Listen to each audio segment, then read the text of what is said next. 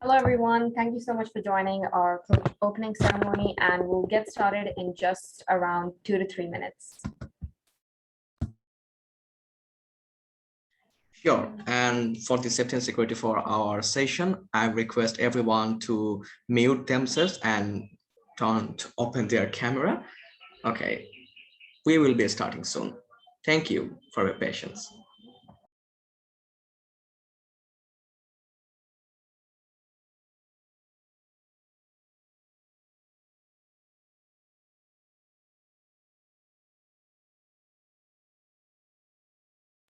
And also feel free to change your name to first name only, because it will be easier for us to recognize you if it's needed. And so welcome new people. Many of you are joining, and thank you also. Okay, so let me just admit everyone.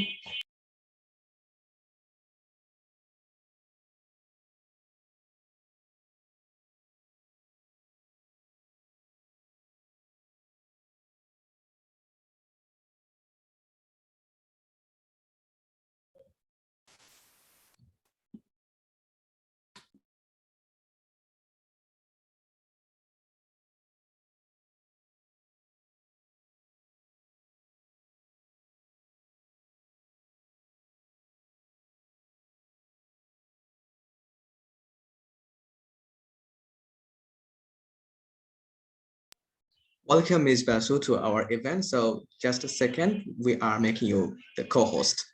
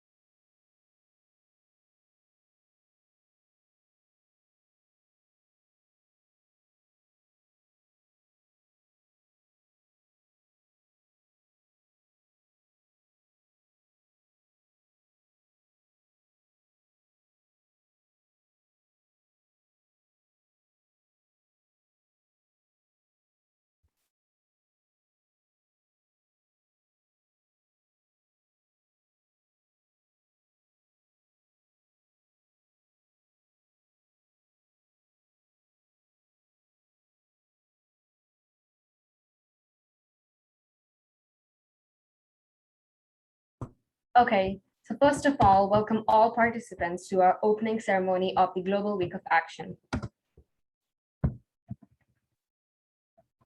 And we are so excited to have you here at this session of the GWOA, that's a 1 week long campaign for SDG 15, Life on Land.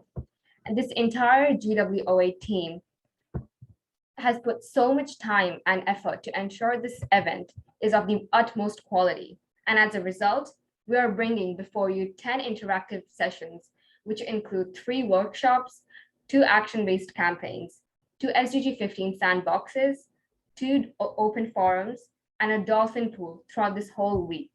But first of all, we're going to give a quick introduction from our sides. All right, so I am Taskinul Huda Sakib, co-leading this GWOA event and now tuning in from Bangladesh. I feel blessed to take part in this week-long challenge as an executive member. Tanisha.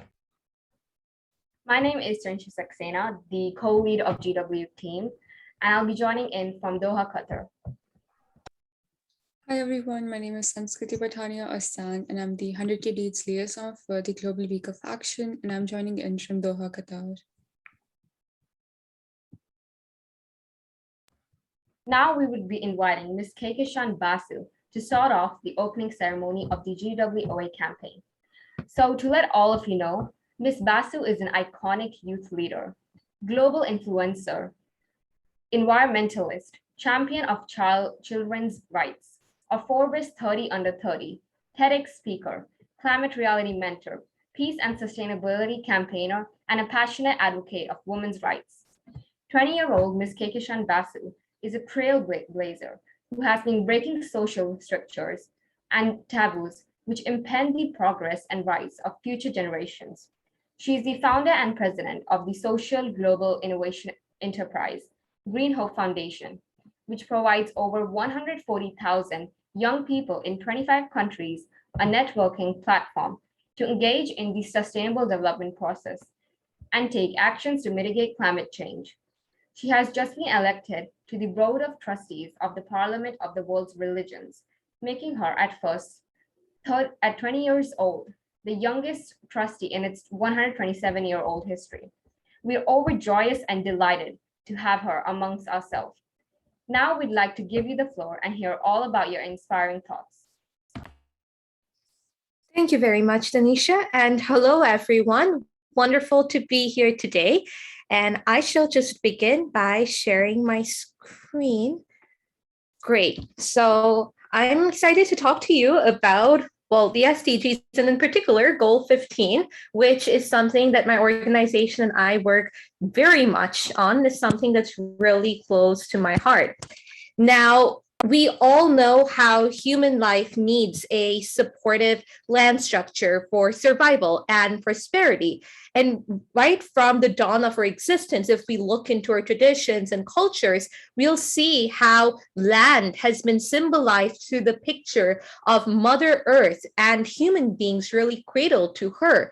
And the sad thing is that we have destroyed this very land that we live on throughout the ages as well, trampling on it. We've ravaged its forests, we've damaged multitudes of ecosystems, and we've polluted it with our waste in our blind and selfish pursuit of economic development that has only benefited a few and pushed millions into poverty and exploitation.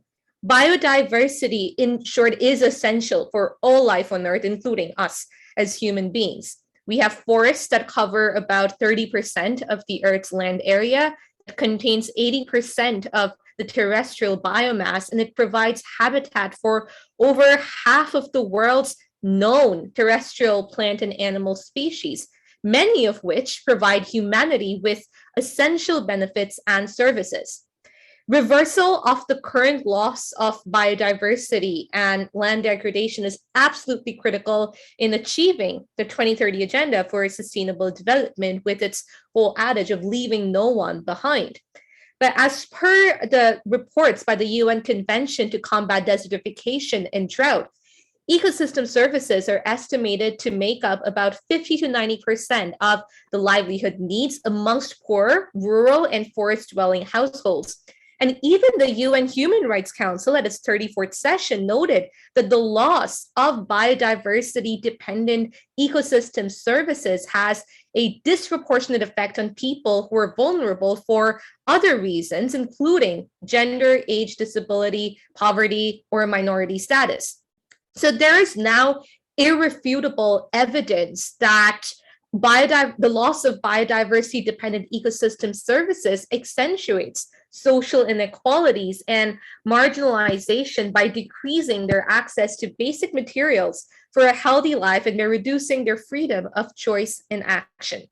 Protecting our biodiversity has a direct impact on gender equality, as biodiversity loss and degraded ecosystems are amplifying gender inequalities by increasing the time spent by women and children on collecting valuable resources, including fuel, food, and water, and reducing the time for education and income generating activities. And I shall speak more about this later on in my presentation.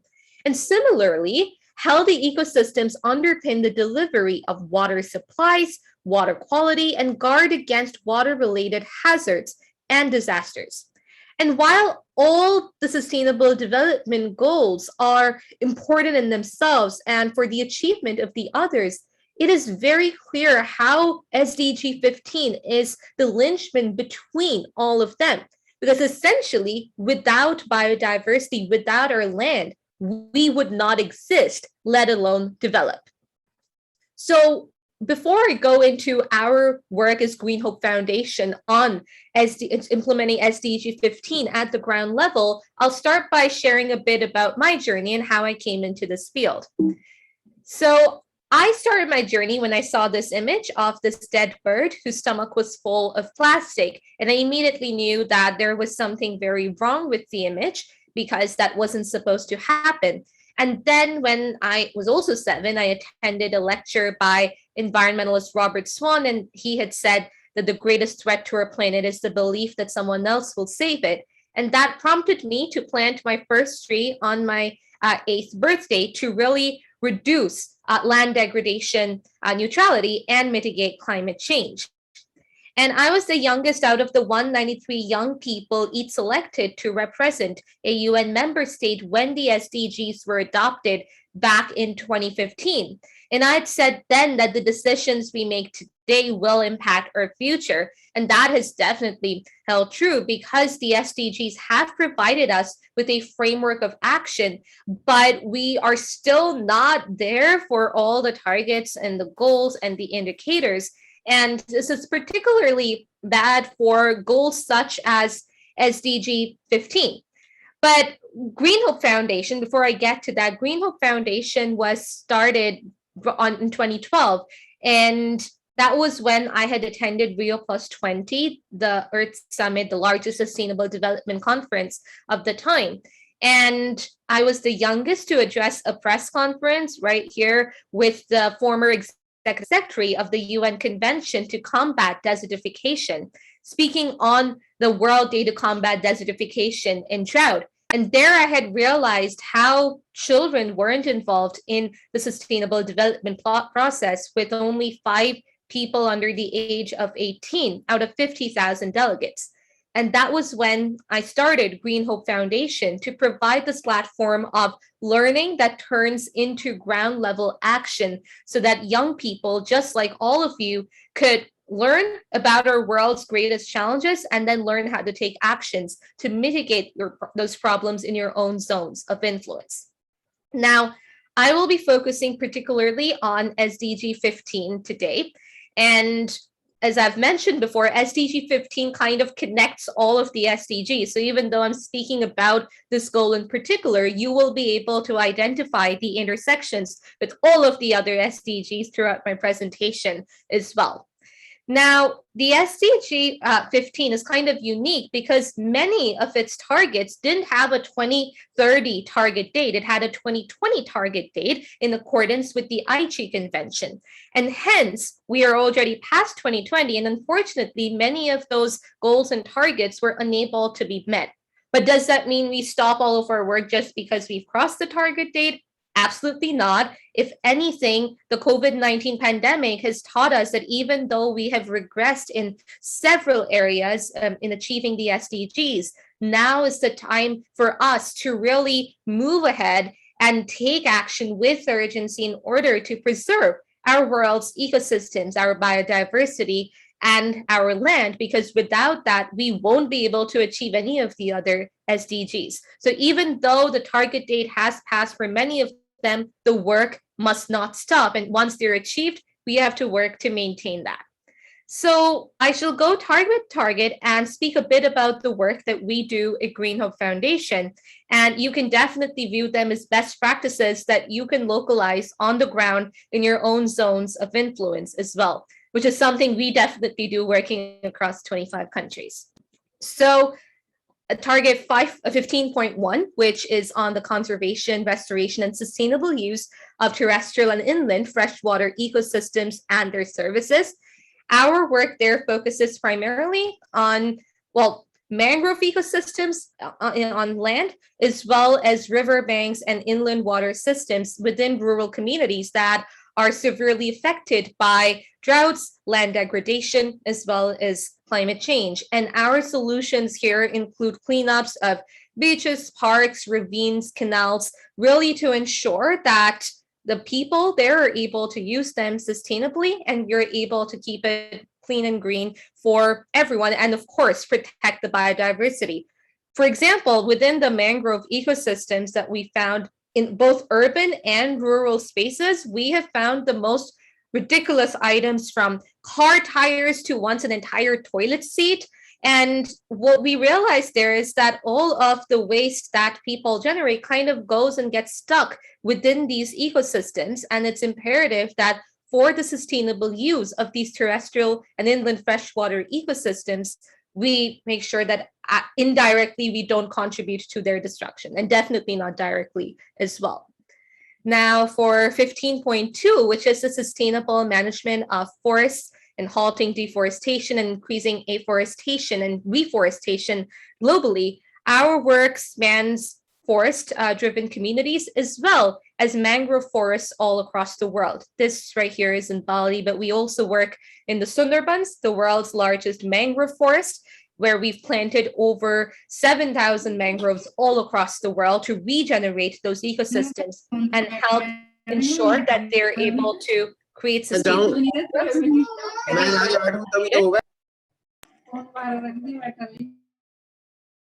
Okay. As I was saying, the work that we do on the mangrove conservation to really restore the land ensures that not only is the biodiversity protected, they're protected from climate change induced disasters, and we're able to create sustainable livelihoods, which I'll talk about after this, for the people living over there. Similarly, in the forest-dependent rural communities, a lot of them face severe challenges due to urbanization and the cutting down of the forest, sometimes they themselves being forced to do that in order to have jobs that pay the bills. So we work with them, educate them to allow them to understand how they can move towards more sustainable livelihoods and work on the regeneration of these forests so that they can once again provide sustenance to the people and the animals and plants living over there. Now for 15.3, which is to combat desertification, restore degraded land and soil, and work to achieve a land degradation neutral world. Now, this is a topic really close to all of our hearts, and particularly for me as a land hero of the UN Convention to combat desertification and drought.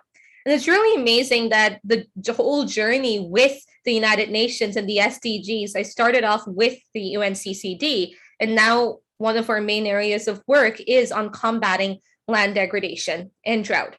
Now, we do this in various ways. We, of course, do it through tree planting. We've planted over 300,000 trees all across the world in order to achieve land degradation neutrality. And our work there focuses particularly on ensuring that these trees that we plant are not just there for decoration, they're actually there to provide sustenance to the people who live there as well. So one example I can give you is that we plant fruit trees in drought-stricken areas that are severely affected by soil erosion and land degradation as well. And these fruits are used by the women. They keep part of it for themselves and they sell the rest of it. And this kind of model of circular economy allows them to have a stable source of income within an area affected by land degradation. They're able to use that money to send their daughters and their children to school, and they're able to support their families and have that income. And at the same time, they're able to give back to the land and not harm it in the process. Another way we've done that is by providing the proper infrastructure for farmers to not degrade the land when they practice agriculture. Now, in a lot of the communities, there is a high demand for cash crops, and this is particularly from urban to rural communities.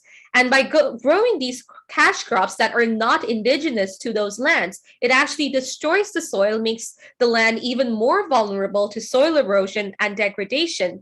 And this means that after a few years or even a few months, this land becomes barren and the people living there can no longer use it. And then slowly they'll either have to migrate or, they sometimes die as well from famines that are caused even more so by climate change induced droughts. So there needs to be infrastructure that helps support these farmers to practice climate smart agriculture and grow the indigenous crops.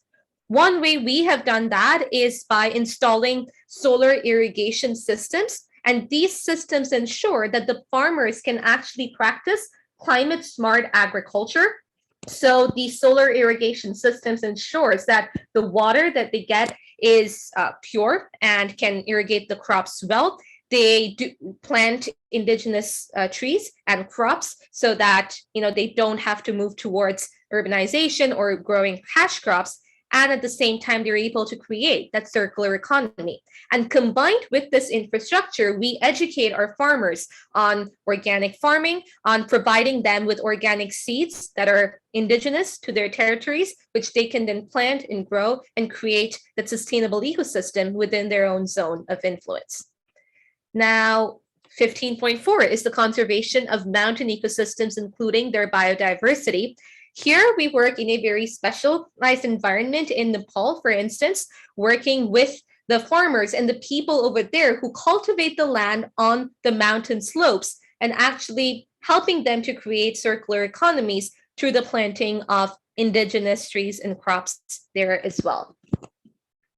Now, 15.5 is the reduction of degradation of natural habitats and halting the loss of biodiversity and protecting and preventing the extinction of threatened species. Now, we do this in a multitude of ways.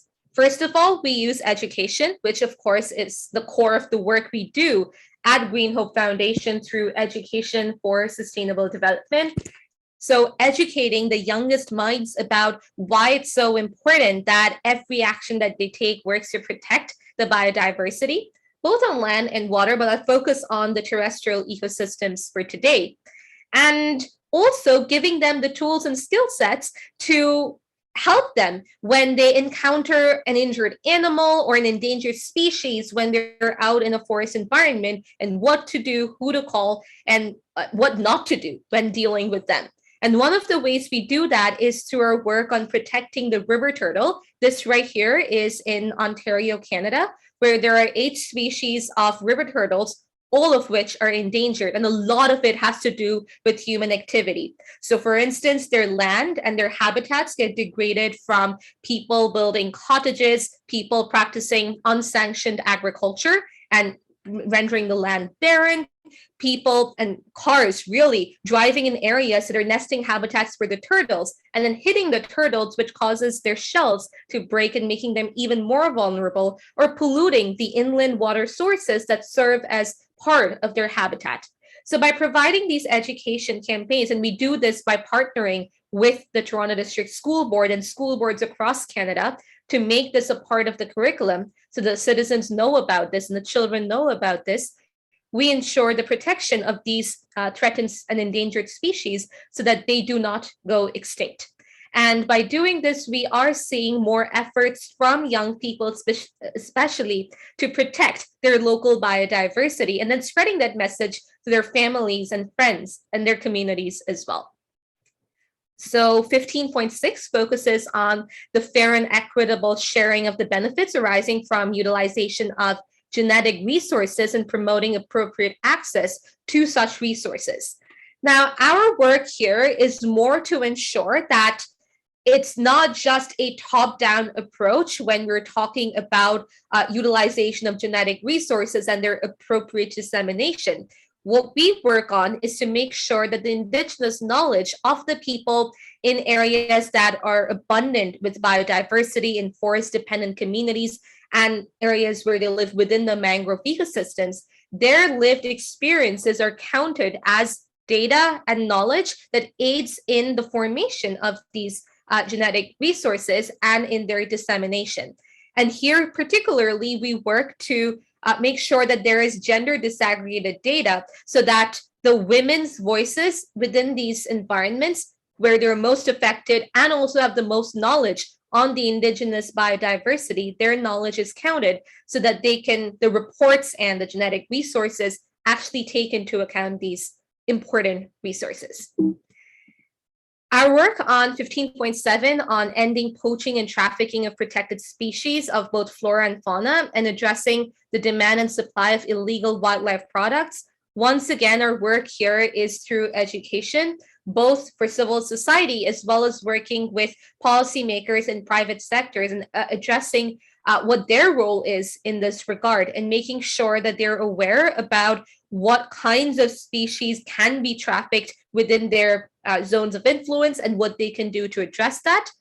What young people can do as well to alert authorities if they see any such illegal activity taking place, and really ensuring that they have the knowledge of what goes on in their environments and what they can do to prevent that. and it really varies across all of our environments.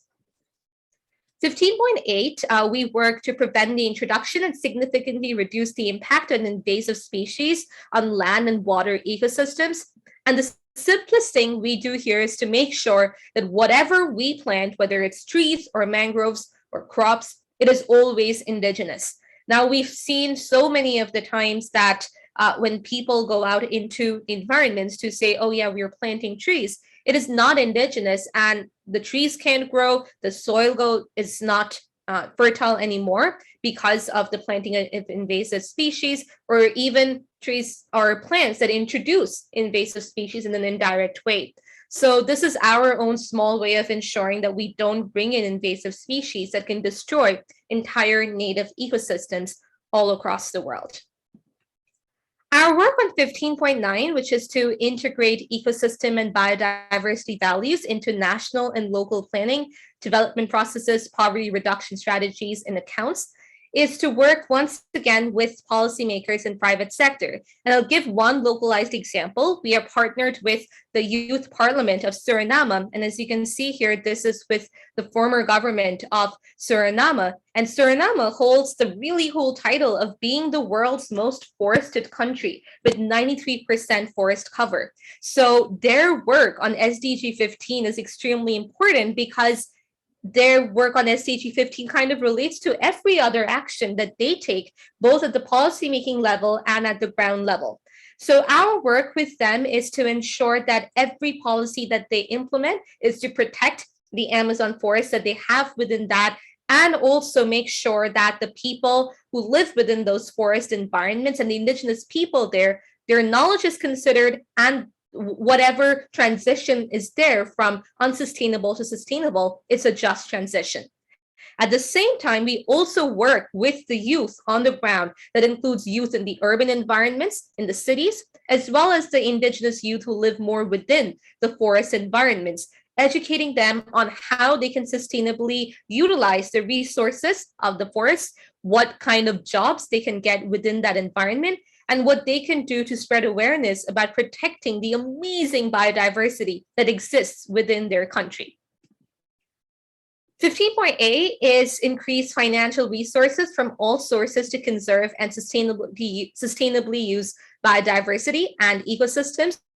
And our work here is to really involve all stakeholders, and that includes universities. So that right here is University of Toronto in Canada, as well as policymakers and private sectors, to really make sure that instead of their funds moving towards, creating weapons of mass destruction, for instance, they're used instead to fund biodiversity regeneration, land regeneration, and really to create sustainable ecosystems for all. 15.B once again focuses on financing sustainable forest management and providing adequate incentives to developing countries to advance such management. And in our own small way, as non-state actors, we at Green Hope Foundation provide education and the resources, and also make sure that they have the proper infrastructures in place to really move towards more sustainable forest management. And this leads very well into the next and last target, which is 15.C, which is to support efforts to combat poaching and trafficking of protected species and increase capacity of local communities to pursue sustainable livelihood opportunities. Now, I was speaking earlier about how we need a just transition and how very often a lot of rural communities are forced into taking on unsustainable practices just to pay the bills. But there are sustainable sources of livelihood that are available, and we at Green Hope Foundation provide them in various ways. One of the ways we've started that is by starting a sewing school for women and girls in a forest-dependent community in a rural area. And that makes sure that instead of a lot of them practicing unsustainable agriculture, the women and girls, in addition to working the fields through sustainable agriculture, they're able to earn the stable source of income through sewing. And we've seen that has actually helped them a lot during the pandemic, where they're sewing clothes, bags, masks, gloves, and even selling that. So they're able to have that income source. And at the same time, we are also practicing livestock and poultry distribution. So in a lot of these rural areas, it's often obviously the women who are affected the most. And very often they also need that alternate source of livelihood. So through the poultry distribution, they're able to keep 40% of the money for themselves, and they're able to use the rest to send their daughters and their children to school. So in this way, we were able to provide them with sustainable livelihood opportunities. And at the same time, also support efforts to combat poaching and trafficking of protected species. So instead of working in those areas and destroying the biodiversity, flora and fauna over there, they're instead able to practice these sustainable sources of livelihood and help both people and the planet. So these are just some of the work that we do on all of the targets of SDG 15. And once again, it is really important to remember how SDG 15 relates to all of the other SDGs. Now, in conclusion, I'll just give a brief overview of how SDG 15 intersects with various aspects of Agenda 2030. The first and most obvious one is, of course, the one I was talking about of women and girls. So SDG 15 and SDG 5. And one of the main ways we've seen that is through land access rights for women and girls, where a lot of the time, even though they are the ones at the forefront of rebuilding a community that is affected by degradation, they do not have access to the land in order to sustainably till it. So access to land rights for women and girls is an absolute must if we are to achieve SDG 15. Another way that we can work on this is SDG 15 and SDG 3, which is good health and well-being. Now, COVID-19, that's the prime example I'm giving, is often been cited as a zoonotic disease, including by experts within UNCCD. And it really shows how protecting our biodiversity and maintaining sustainable ecosystems, including terrestrial ones, can actually make sure that we can maintain human health as well and help kind of prepare and prevent future pandemics as well. And the last thing that I'll speak about, although it's not the only 3 SDGs, there are many more, but the last one I'll address is SDG 15 and SDG 16, which is peace. Now, when we talk about restoring our degraded ecosystems, a lot of the times these degraded ecosystems just create a lack of peace because they increase inequalities. When combined with climate change and COVID, it really destroys lives and livelihoods and just creates this whole lack of peace. So when we're talking about peace, it's also important that we bring in how important biodiversity conservation is and the conservation of land as well, so that we're really able to adopt a more holistic approach towards creating more sustainable livelihoods for all. So in conclusion, it's really important for all of us to remember how important SDG 15 is, why it's so important, and most importantly, understanding that even though the targets for many of them were 2020, we cannot let the progress go to waste. We have to keep working, and it's absolutely imperative that we just bring this into every aspect of our lives, whether we are living in urban ecosystems or rural ecosystems, and just really working to preserve our biodiversity. I mentioned earlier that I was born on World Environment Day, 5th June, and I always felt that I was preordained to become an eco-warrior. And I think that it's really important for all of us to find that mission within us. And once we're able to do that, all of this work on conserving our biodiversity, protecting our terrestrial ecosystems, these will not be separate entities anymore, but they will become something that's part of the core of our being. And that will inspire our conscience to tell us to go out there and act and take ground level actions to protect our biodiversity and our land. I have found my calling, and I hope that you find yours as well. Thank you very much. Splendid, Ms. Basu, and we are completely amazed to listen to your powerful speech containing hopes and motivations for our young generation, and in detailed overview of all the targets for SDG 15 as well as your and Green Hope Foundation's work. And that's really great. So the way you have driven the session so far, I strongly believe that definitely arouses curiosity amongst our participants, and we also encourage them to ask questions But due to time constant, sorry to say participant that we can just entertain only 3 questions.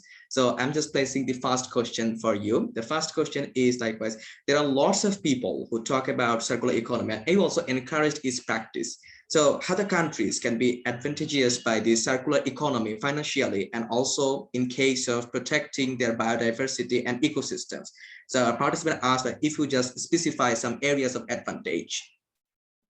Oh, how circular economy is advantageous? Yes. Is that it? Yes. Absolutely. Well, first of all, circular economy makes sure that we don't just consider the economy, we also consider the society and the environment. And that is the basis of sustainable development. And once we're able to do that, and more countries and regions move to adopt the circular economy system, and more importantly, a circular bioeconomy system, they will be able to see how by preserving the land and by preserving the communities who live within that, they're able to have more gainful employment for them, which generates greater income, which in turn benefits the economy. When they see how, if they don't destroy the land, they'll see how they also don't destroy livelihoods. They also don't create famines, which really makes sure that they don't have to deal with all of these challenges that arise from just destroying the land just for the economy. So it's kind of a win-win situation for all. The impacts and the solutions will, of course, have to be localized depending on where the countries are and where the regions are. But at to the end of the day, circular economy just moves away from the linear supply chain of it just ends and there's a lot of waste there, but circular economy makes sure that there is no waste and it's kind of just a circular system that benefits people, planet, and it also makes profit.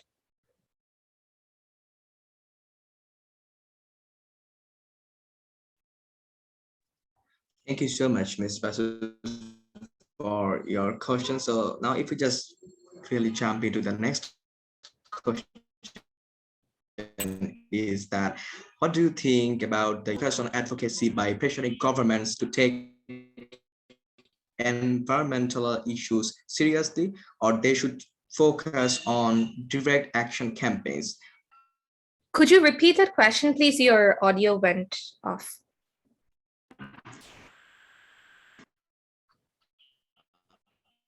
Okay, so no problem. Some people's engagement, likewise, should you focus on advocacy just by pressuring governments to take environmental issues seriously, or they just should focus on direct action campaigns? Which way we should be prioritized? That is a really good question. And it's really important that we address this whole issue of advocacy versus direct action.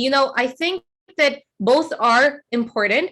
I would say that when you're working in the advocacy and pressuring governments, you're kind of asking them to take direct action. So if you're taking direct action at the same time, it kind of creates a direct impact, and that is where the change happens. So yes, of course, governments need to take action, laws and policies need to be implemented, and we as young people can do a lot by using our vote correctly, ensuring that we elect the right people, running for office ourselves, and really creating better policies. But the main change happens on the ground. So even if we implement our law or policy, that has to be implemented. And a lot of the time we see it's not implemented all across the world. So that is where we as civil society and we as young people come in. And I would say that's probably the most powerful thing that we can do to continue to take ground level action and make sure that that kind of momentum continues. And what we'll also see there is that by taking those ground level action,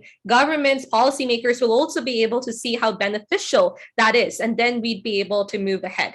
And it really is, it's really important to understand that governments, private sector, we don't just view them as our enemies. Our main enemy is, environmental degradation. That is what we need to fight against. So really creating those holistic partnerships also works. So bringing in all stakeholders. And I think there's a question in the chat about using indigenous knowledge about their involvement in for flora and fauna preservation. And I would say that absolutely, it's really, really important that we use indigenous knowledge to preserve our biodiversity. And really, it's honestly, mind-boggling why we haven't been using Indigenous knowledge all these years to fuel our biodiversity protection campaigns all across the world, because they're the ones who have that knowledge to protect our planet. So, and that's something we practice at Green Hope Foundation, where we act as a catalyst, but we work with those communities to make sure that their Indigenous knowledge gets put into practice. And that's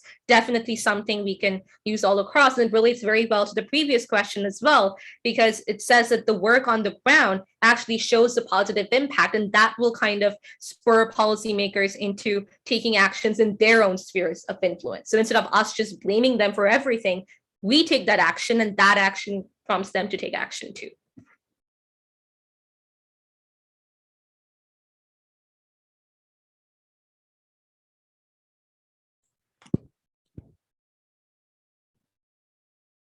Okay, so thank you very much, Ms. Basu, for answering these three questions so deeply. And we are very sorry, the participant, that we might not be continuing too much, as Ms. Basu really got a tight schedule today. And also, Ms. Basu, you spared your valuable time, and I know you really have a tight schedule, but despite all of these obstacles, you spent almost 1 hour, nearly 40 to 45 minutes with us, and delivered an unforgettable keynote speech, and that will be really a good start of this GWOA event. And you also took our participants' question and answered them very precisely. So thanks a lot, and I will just give you the round of applause for your dedication and effort that you have shown to make this event successful. Thank you very much. And also thanks a lot, participants, for joining us and hearing some valuable and guiding messages from our honorable keynote speaker, Ms. Kehkashan Basu.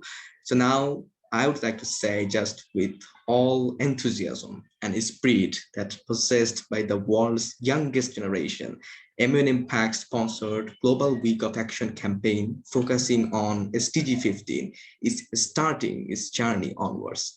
We will be there by your side from 22nd to 29th October every day from 15 UTC, with one, and in some days also 2 surprising events and challenges. You can find the full schedule here in our webpage.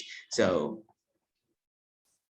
and yes, thank you very much, Ms. Tanisha, for sending out the link. And also, if anyone of your acquaintance would like to join us in the next 6 days, our registration form is still open. So ask him or her to sign up here. Okay, the link again sent on the chat. All right.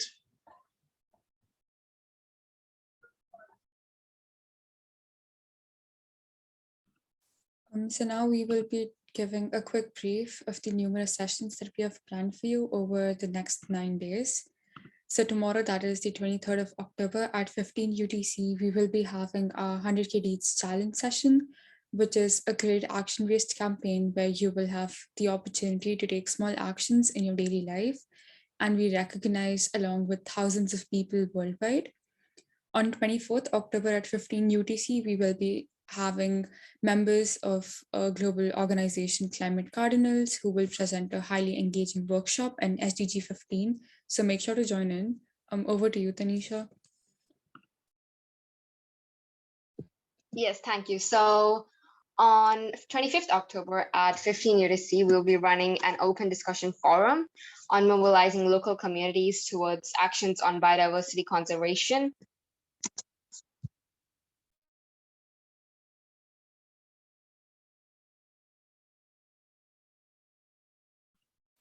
Yes, so 25th October, we'll have the open forum discussion on mobilizing local communities towards actions on biodiversity conservation, where participants will be able to discuss and share their thoughts on this topic. We will also be having a 24-hour challenge starting at 12 a.m. UTC on 25th and ending promptly at 11:59 p.m. UTC. Our first sandbox session will be on the 26th, where you all will have the opportunity to discuss with your peers and create an action-based campaign on SDG 15, which is life on land. On 27th October at 15 UTC, we will have a workshop on climate change, impact on terrestrial ecosystems, and again, a 24-hour challenge starting at 12 a.m. UTC on 27th and ending promptly at 11:59 UTC.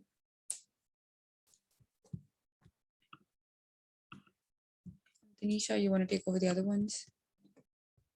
Yes, so on 28th October at 15 UTC, we'll be having high-profile panelists for our second open forum discussion based on There is No Planet B in relation with the environment and technology. And on the same day, we will have our second sandbox session at 17 UTC. On the 29th at 15 UTC, we'll bring to you an amazing dolphin pool where we will have keynote panelists giving their feedbacks about your amazing action-based campaigns that you have made in our sandbox sessions and a closing ceremony. Finally, on the 29th at 17 UTC, we will be having a workshop based on carbon pricing in competitions and beyond by two student presenters. And so with that, this concludes today's opening ceremony session. And once again, we would like to thank you all for participating in this session, as well as our lovely speaker for your highly engaging and interesting speech.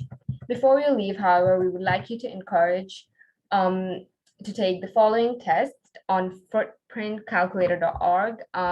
Taskano will just put the link in the chat right now. The test is a footprint calculator, and it aims to show you how many Earths it would take if everyone were to follow their own lifestyle. And the quiz asks you a series of questions regarding your lifestyle, such as your diet, your primary mode of transportation, in order to establish how many Earths it would take if the global population were to all follow their own lifestyles. Now, we wish you a lovely day ahead and hope to see you again for our next session on the 100K Deeds Challenge, taking place tomorrow at 15 UTC or 4 p.m. BST or 8 a.m. PST. And there you'll be able to discover the connection between ambient impact and 100K Deeds Challenge. Get to know about its overall activities, and also there will be guidelines for you about how to take part in our upcoming days challenges. For example, the composting and 24 hours challenges. So till 15 UTC tomorrow, stay safe, stay healthy. Thank you.